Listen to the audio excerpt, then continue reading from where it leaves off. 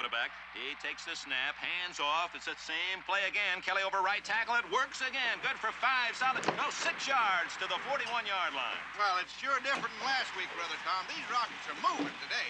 2 field goals Mr. Hamlin? Columbo, what is it? Sure going great guns today, aren't we? They love it. Go, go. I'll tell the coach. Kind words from a loyal fan are very rare. This Ding-a-ling ice cream concession, that's the best in town. Don't ever change that. All right, Columbo. Now, what do you want? I've got something to show you, sir. Won't take long. Oh, those shoes feel better. Boy, they're giving me a lot of trouble earlier. Columbo, I'm trying to watch this game. What is that? You know you did the same thing the first time I came in here? Last Sunday. I guess that's what started me wondering. I did what? You turned the radio down, but not quite off. When I told you that Eric Wagner was dead. It's all right. I do the same thing. You know, when I'm listening to the game and my wife interrupts, I can't help myself. I want to hear that game, and I don't care how important the interruption. Your wife has my sympathy. However, when I told you about the fresh water on the decking, when I told you that Eric Wagner might have been murdered, you know what you did? Turn the radio completely off. Well, I thought I struck a chord or something. No, Columbo, you struck out. Now, will you please go find somebody else to pester? I won't take long, sir. Actually, I just came here to talk about Miss Ragosi. Who? You know, Miss Babcock. That was the lady who kept trying to call you at the house. And then later on, you phoned her from the airport. What are you talking about? Well, you did try to call her, didn't you? I mean, you wanted to tell her that be quiet about something like that. I don't even know anybody named Rock, whatever it is. Well, I spoke to her last night. And you see, when I saw the type of woman that she was, it suddenly occurred to me why you were in such a hurry to rush out of that house and get to an outside phone. And the only reason that could have been was because you already knew that the phones in that house were bugged. You did know, didn't you? Wait a minute. You don't seriously expect me to tell you anything now? I don't expect you to admit anything, sir. Admit? But you see, when I saw the type of lady that she was and that she liked to have her bread buttered on both sides, well, she practically admitted it. I don't believe you. You really something. And I'm sure Miss Ragosi is going to do a lot more talking when she knows that this is really a murder. And it really is, sir. This is a murder case. There is no question about it. Oh, look, he did it again. I guess you just can't help yourself. Columbo, I'm going to throw you out of here on your ear. I wouldn't do that, sir. I mean, you'll miss the best part. You see, I'm not finished. The point is this. Yeah.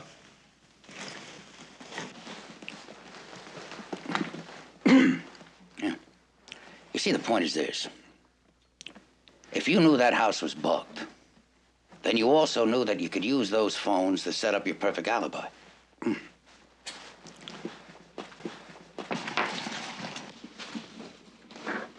What you want to call an alibi is the truth. Why can't you get that? I knew I had to break that alibi. They're on the 10, sir. Oh, yeah, I knew until I'd broken that alibi, none of these other things would mean much. But now, look, they scored a touchdown. But now what? You don't mind listening to last week's game again, do you, sir? Why? Well, just by coincidence, happens to be exactly the same time that you made that second phone call to Eric. Number 45. Here we go. Pioneers back in their huddle. Exactly 2:29. Just a minute or two before he was murdered. You know, I listened to this thing, I can't tell you how many times, over and over again, figuring maybe I'd hear something that shouldn't be there. Some sound that shouldn't be there. An ambulance, a fire truck, like if you were in a phone booth, something. But you didn't because it isn't there. I made the call from this booth, from that phone. Hey, kid, I'm sorry. I was a little hard on you. Just call her. Then it suddenly occurred. There's no sense in taking 2 cars to the airport. I had it backwards. What are you doing now? Playing Maybe there was a sound that should be got there the radio on here in the box. I guess it's a wasn't. little loud. Yeah. So how are my gladiators? Like what? Getting murdered. Something right in front. Is your head clear yet? What kind of sound? Oh, shh. I'm out by the pool now. you in it yet? Will 20 more laps satisfy you? I told you I'd be ready, didn't I? Now get off my back, Hanlon. Pick me up at 5:30. Got that?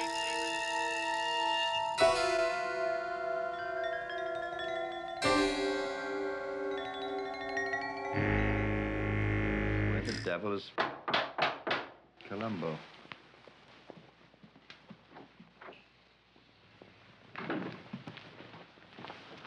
Boy, man.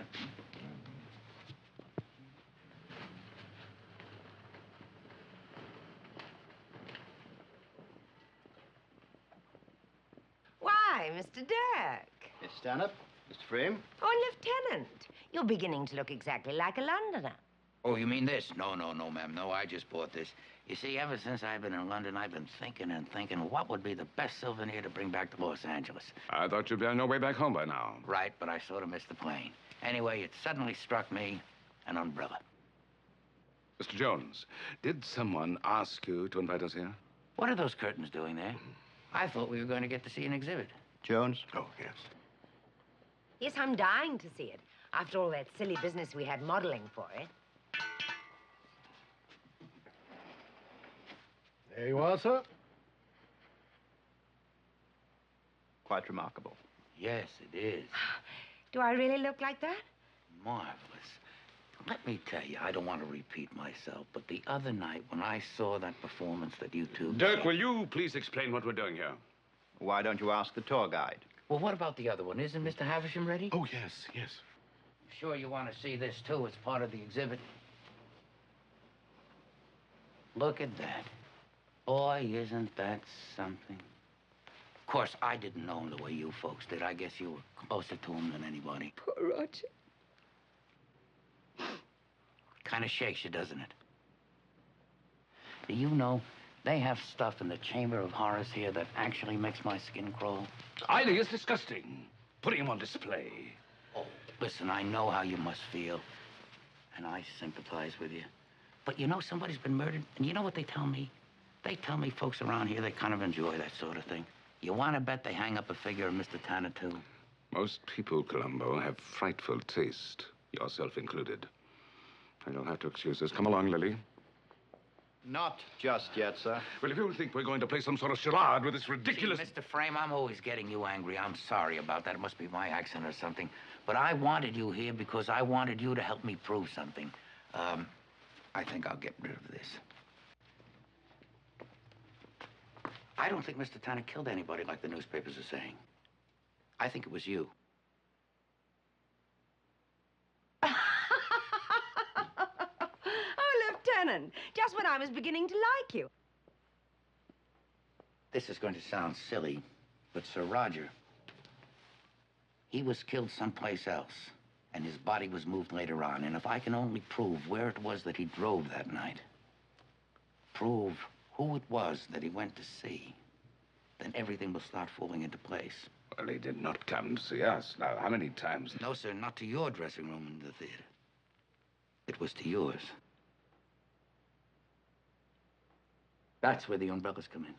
I guess umbrellas are the kind of thing that I can understand. You know, I've been watching people to see what they do with umbrellas when they come in out of the rain. They close the umbrella. They give it a shake like this, and they find someplace to lean it against.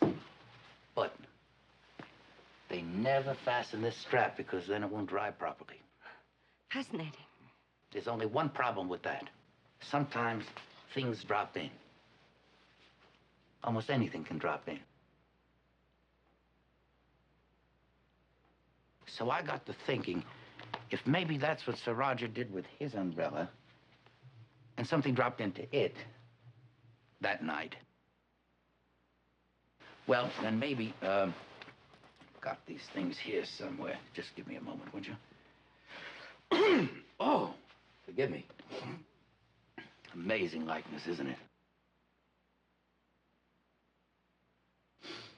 Where was I? Oh, yes. Ma'am, the other night I stepped on a pearl in your dressing room. I have some more just like it. I got it from your costumer. She says she makes them. Oh, yes. Well, maybe, if the necklace was broken in a fight, like you said. But That was Nicky and I. Jones, bring us that umbrella, would you? Oh, yes. Yes. Well, there's a chance, a pretty good chance, that if the fight was with Sir Roger... No, it wasn't. Well, there's no point speculating. Mr. Jones, could we move back just a little, give the gentleman room? Mr. Jones, would you open the umbrella, sir?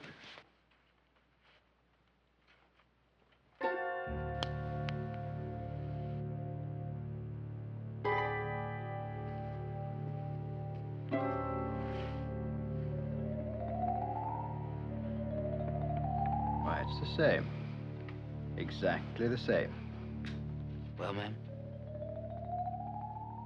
Sir? Sir. Sir.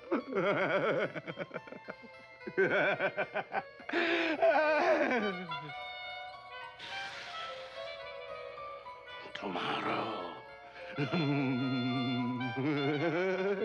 Tomorrow. And tomorrow. Nicky, stop it. He put it there. Can't you see before we came? He put it there. Jones, has anybody but you touched that umbrella? No, sir. I'll testify to that. Then he must have done it when we weren't looking. Oh, Nicky, please. Lighted? Fools. He was mad, don't you see? Yes. He didn't know what he was doing. I know he didn't. And Sir Roger, that was my fault. I understand. It was an accident. I swear it. Struts. Oh, Mr. Dad. His hour. Up in the Don't be stage too and hard then on Nicky. turn home. You must try to understand. It is. Yes, well, I think we can settle all this at the yard. Smythe, will you take over, eh? Very good, sir. And Fiore. Tomorrow. And tomorrow.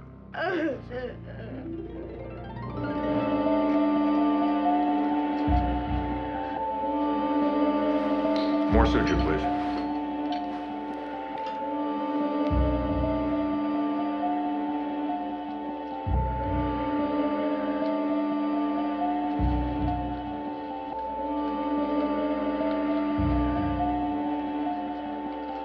Clamp.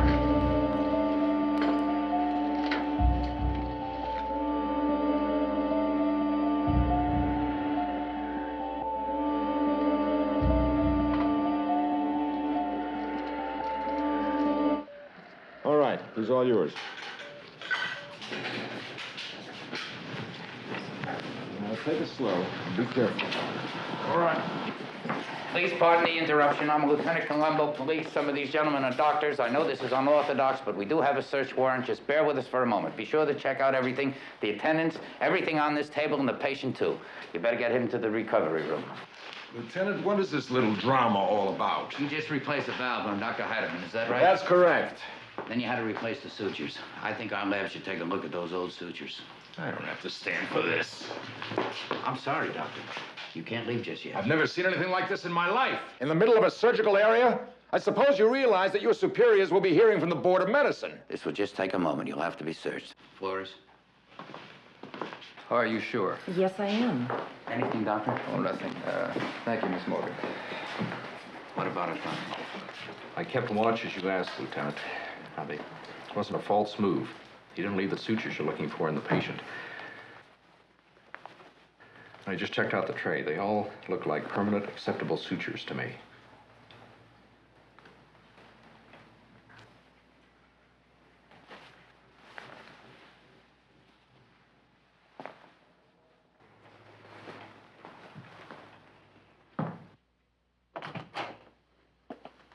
Lieutenant, nothing.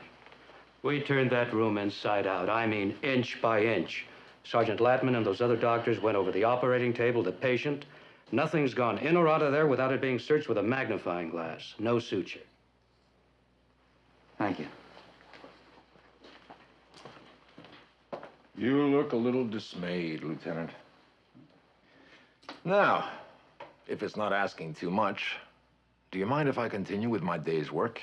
It certainly looks like it's one on me, doesn't it? You know, I really believed it all fit together. All the pieces, everything, the killing of the nurse, everything. Well, it goes to show you, Doc. Maybe I've been at this job too long. Okay. You win. You're finally rid of me. You'll be all right, Lieutenant. I'm sure you'll find others to harass. So long, Doc.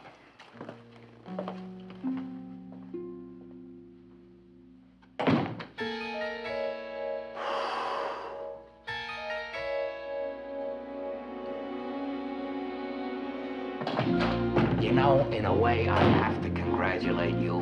Up until now, you really had me going. I mean, here you are, you're a surgeon, a man that's got to be cool. Even when you're angry, you're controlled. You never lose yourself. That's why it struck me funny when you blew up in the operating room and you grabbed me and pushed me. I mean, you know, there was only one thing we didn't search. You know what it was?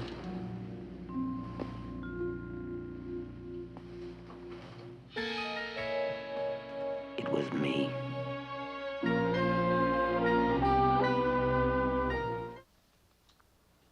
What is it, Lieutenant? I didn't realize that you were in the middle of this. I'll wait till later. I don't want to disturb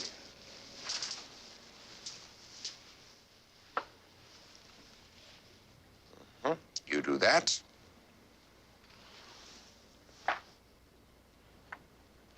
And it's made. Now, what were you saying, Lieutenant? Oh, I don't want to just throw your concentration, sir. Not a chance. Well, why don't you make your next move? No, please, go on. Well, the game that I'm really concerned about is the game that you had with Dudek in the French restaurant. You see, everything is motive, sir. If you had lost that game to Dudek... I told you, Lieutenant, I didn't lose. I also told you that Linda Robinson would confirm that. Rook takes pawn. But you see, sir, that's only what you said, and technically that's hearsay. She wasn't actually there. Lieutenant, I have 10 games going at once. Loath as you are to rely on hearsay, I suggest you judge for yourself my humble abilities. Ah, I see you've put yourself in the same pickle as Alekhine in one of his matches against Nimzovich in 1914. There's that memory again. That's really amazing. I really mean that. Rook to King Bishop. Mistake, my friend. You fell into the trap. There. Now, I want you to think about that. And if you'd like to have some supper this evening, I suggest that you resign. Well, you certainly are proving it, sir. There's no question about it. Well, thank you, Lieutenant. Capablanca used to play 30 opponents simultaneously. In 1922, Frank Marshall played 155 games simultaneously and lost only 8. 1 week later, he replayed every single move of 153 games perfectly. What I meant, sir, is that you're proving your ability to memorize Dr. Jelnick's medication list with only a glance or two. That's an amazing thing to be able to do.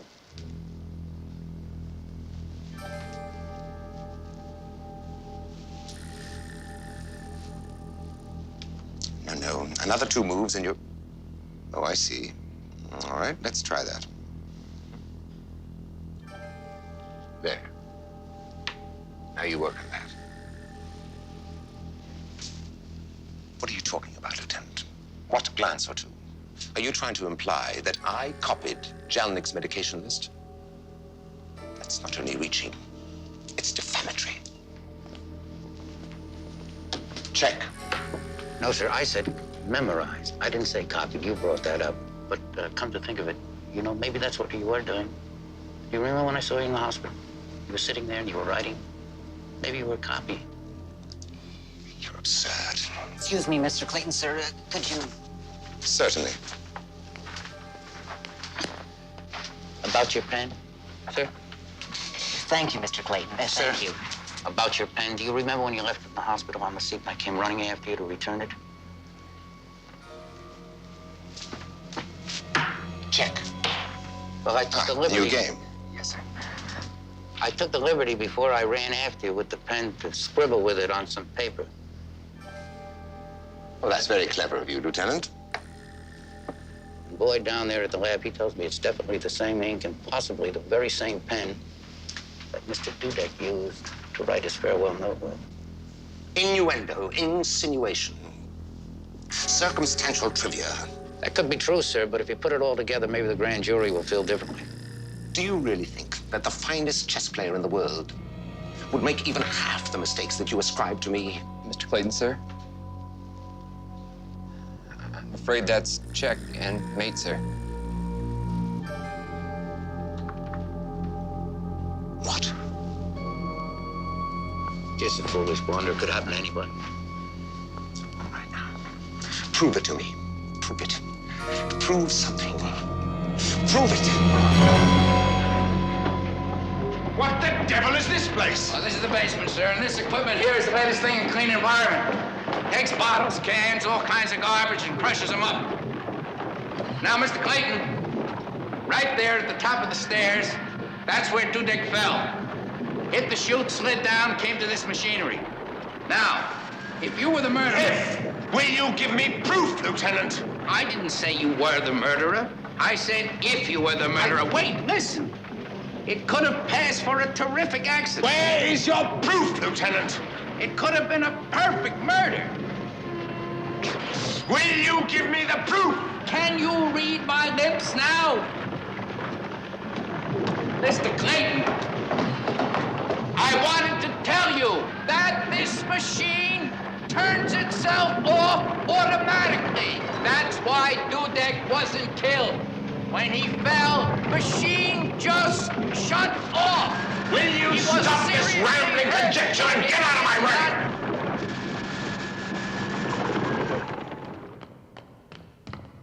Why are you detaining me, Lieutenant? It would be easier if I did not have to shout, but the damn machine! Well, turn the damn thing off!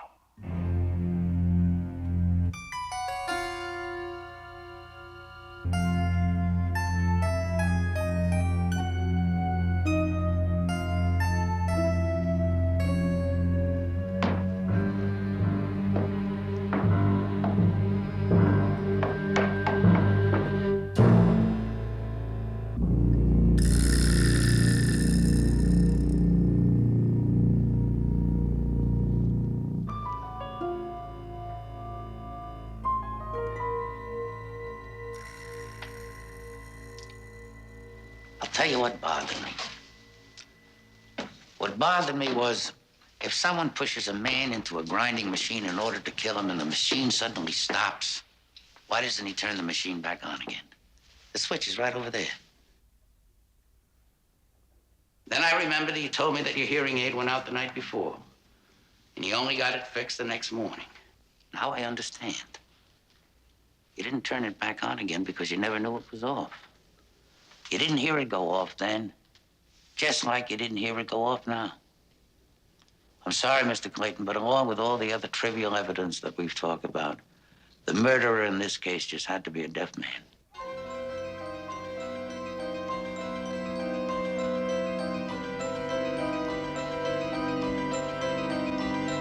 Columbo, you're marvelous. You're absolutely bizarre.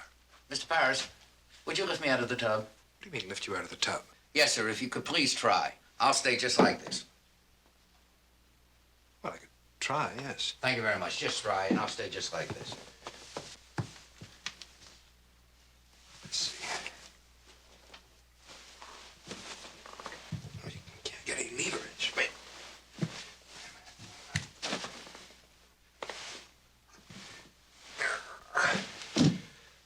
I can't. It must be the angle. That's right, sir. That is perfectly right. And you'll notice, sir, that I'm perfectly dry. I'm not even slippery. I mean, I have my clothes on. And you still could not lift me out of the tub. Officer, no. I'll do that in a moment. Do you intend to demonstrate drowning yourself for us, Lieutenant? No, sir, but I think I can demonstrate is that your uncle could have died from an electrical shock without showing any marks of burns or anything like that. Now, let's see. Officer, would you turn off that water, please? You see, I'm not exactly sure. I think everybody should stand back for a moment. I'm not overly expert on electrical equipment. Oh. All right. Now, suppose Mr. Paris was in that bathtub there, and somebody came walking in, you see. Officer, would you turn on that light, please? Lieutenant, are you suggesting that someone just sauntered into the bathroom carrying an electric mixer? Well, I'm just using this mixer. I mean, anything electrical is what I'm trying to show. Now, here we go.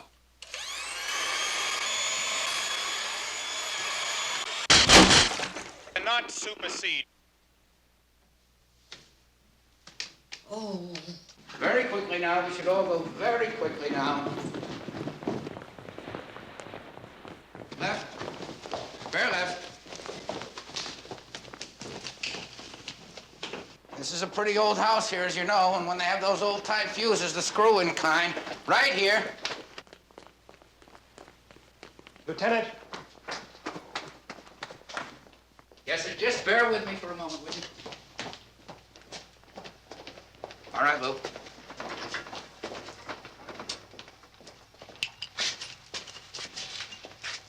"67 seconds exactly. Fascinating. I didn't know that. Oh, yes, sir. Yes, Mr. Paris. I think you did know that. Know what? Well, you see, sir, you know what bothered me? Right from the beginning, it bothered me how the murderer got into the house after Mrs. Peck switched on the burglar alarm. Well, someone was here shortly before the incident, as I recall, Lieutenant. Come off it, Norman. I said I left the house, and I left the house. Mrs. Peck saw me. It would have been necessary for someone to let the murderer in. Somebody already in the house who could turn off the burglar alarm. Well, that lets me off, I guess, huh? I'm afraid not, Mr. Paris. Instead of leaving the house, you stayed around and you turned off the burglar alarm at the right moment. Mrs. Peck, did you or did you not see me drive out of here, wave goodbye, honk my horn? No, sir. She didn't see you. She saw him. I think you had on the same clothes as your brother, Mr. Paris. I think it was you that drove out and then came back later when your brother let you in. Are you nuts? I resent defamation, Lieutenant. You said you two never talked, except about that agreement. Well, I guess you had to say that in order to keep the guessing game going. But you know, that's what nailed you down. I called the telephone company. They told me that you two have talked maybe 20 times in the last 10 days. You're saying they killed their uncle? These boys wouldn't do such a thing. I'm sorry, Mrs. Peck, but I think this time they needed each other so much that they both did something very bad. See? 67 seconds. 67. Took us 67 seconds to get down here and replace that fuse. But Mrs. Peck's television set was only out for 15 seconds. There had to be somebody else waiting down here to replace that fuse.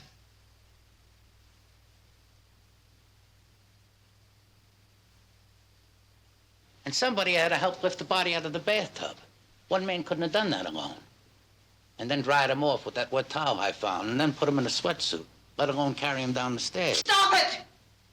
It's all right, Mrs. Peck.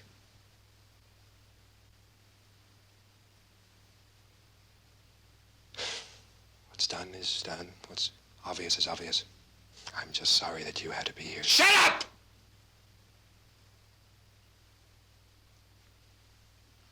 Okay, gents.